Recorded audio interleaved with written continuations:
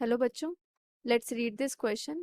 Question says A is converting to B plus C और order कैसी है? First order reaction है।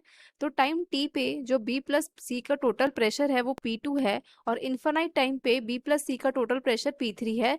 हमें फाइंड करना है रेट कांस्टेंट के। ठीक है, बहुत मुश्किल क्वेश्चन नहीं है, सिंपल क्वेश्चन है कि क्वेश्चन डेरिवेशन टाइप का क्वेश्चन है। तो आंसर आपको कोई वैल्यू में नहीं आएगा, एक डेरिवेशन टाइप में टर्म्स में आएगा P2 और P3 के। ठीक है, अब की कॉन्सेप्ट देखो क्या यूज करेंगे यहाँ पे। थोड़ा सा केमिकल इक्विलिब्रियम में पहुंच जाओ। केमिकल इक्विलिब्रियम में जैसे हम लिखते थे वैसे। ठीक है, कोई भी रिएक्शन गिवन होती थी A is converting to B plus C, ये ठीक है। यहाँ पे यही है, कैसी ऑर्डर रिएक्शन है ये? फर्स्ट ऑर्डर रिएक्शन है, फर्स्ट ऑर्डर रिएक्शन, राइट। तो यहाँ पे फर्स्ट ऑर्डर रिएक्शन के लिए इंटीग्रेटेड रेट लॉ एक्सप्रेशन क्या होता था? इंटीग्रेटेड रेट लॉ एक्सप्रेशन लिखते थे k t is equals to natural log l n initial concentration upon final concentration. But यहाँ तो हम पार्शियल प्रेशर्स की टर्म में बात कर रहे हैं, तो ये हो जाएगा initial pressure upon pressure at time T. ये हो जाएगा आपका rate law expression for the given situation. और यहाँ पे रिएक्शन की बात करें तो ये फर्स्ट ऑर्डर रिएक्शन है, अंडरगो कर रहा है। सपोज यहाँ पे इनिशियल प्रेशर पी था तो इनिशियली जीरो हो गया, ये इनिशियल कंडीशन पे जब time t is equals to zero है। ठीक है, बट आफ्टर सम टाइम क्या हो जाएगा?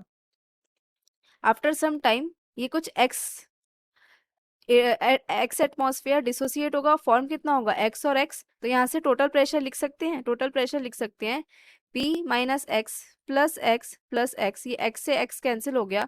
तो total pressure after time T कितना हो जाएगा?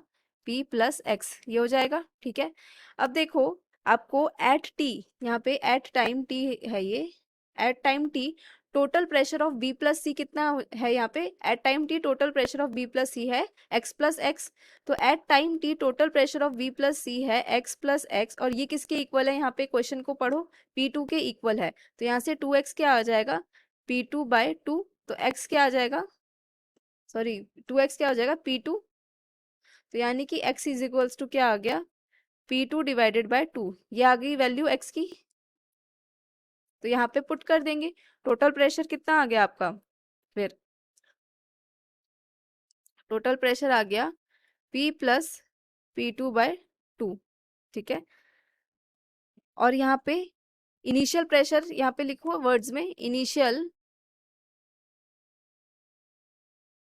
प्रेशर ये कितना है? P है। तो फाइनल प्रेशर यानी प्रेशर एट टी टाइम कितना आ गया? प्रेशर एट टी टाइम किसका? रिएक्टेंट का। रिएक्टेंट का बारे में बात कर रहे हैं, ए का है ये। ठीक है, ये आ जाएगा P minus P2/2। P minus x है ना, ये देखो P माइनस एक्स है, और x की वैल्यू कितनी निकाली है? P2/2। इसको ध्यान में रखेंगे। वहीं दूसरी तरफ at t is equals to infinite time हम क्या लिख सकते हैं?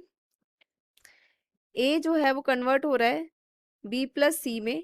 ठीक है, ये इनिशियली p था, ये जीरो था इन्फिनिट टाइम पे। यानी कि इन्फानाइट टाइम बहुत बड़ा टाइम होता है। एट इन्फिनिटी क्या हो जाएगा? रिएक्शन कंप्लीट हो चुका होगा, यानी कि प्रोडक्ट कितना हो जाएगा? फुल्ली फॉर्म हो जाएगा ऑलमोस्ट, और रिएक्टेंट जीरो हो जाएगा। तो प्रोडक्ट का प्रेशर क्या हो गया? P plus p. और यहाँ पे at t is equals to infinity पे क्वेश्चन पढ़ो आपका, बी प्लस सी का टोटल प्रेशर कितना गिवन है? P3 गिवन है, राइट। तो यहाँ पे क्या हो जाएगा? बी प्लस सी का total partial pressure that is P plus p is equals to P3 हो जाएगा। तो यहाँ से आ जाएगा 2P is equals to P3। यहाँ पे P की वैल्यू क्या आ गई? P3/2, ये आ गया।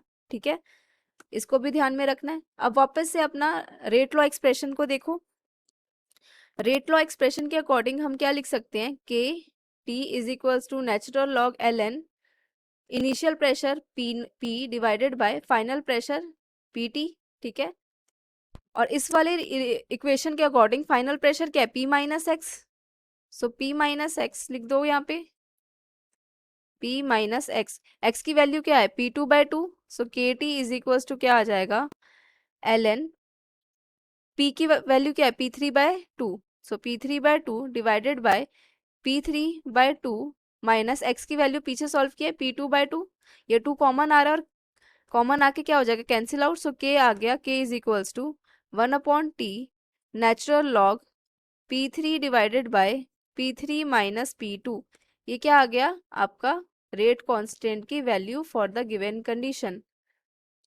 This is your final answer. Hope you understood it well. Best of luck.